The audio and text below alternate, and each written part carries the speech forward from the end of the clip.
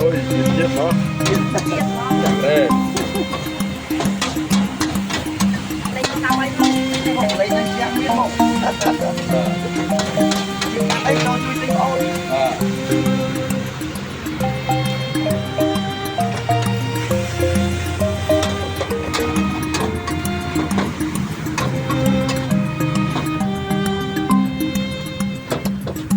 tê kéo tham tê kéo đặt ba là được hai mươi ba làm bên chắc bắt nó óp cái nào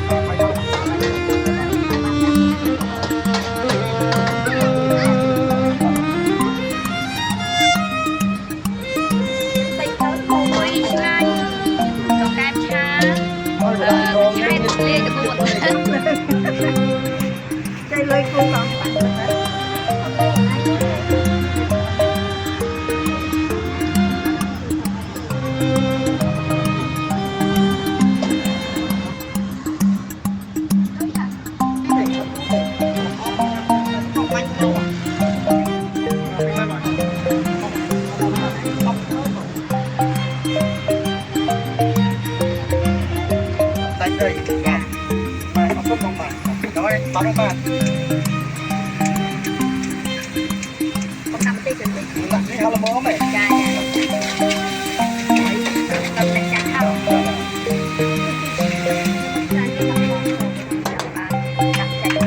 Cái hao trái nhưng mà mình tự làm cái này.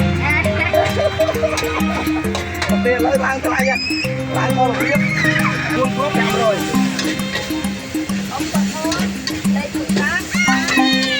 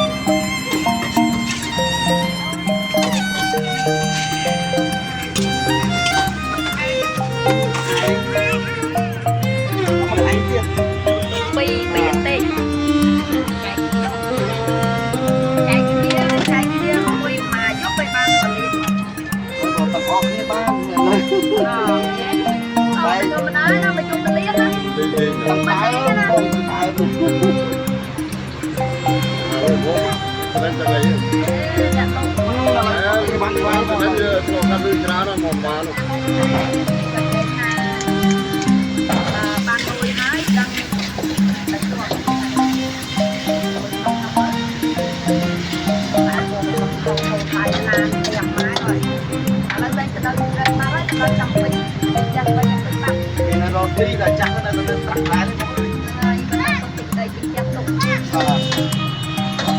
tay mua chứ mua chắc tới đây nó đi cái Dạ. Chạy chạy luôn rồi. nó lép chặt cho những ai chưa mai cái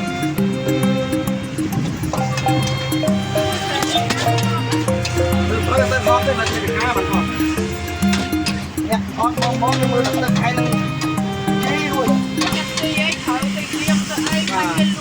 Dạ. Bạn thấy dạ.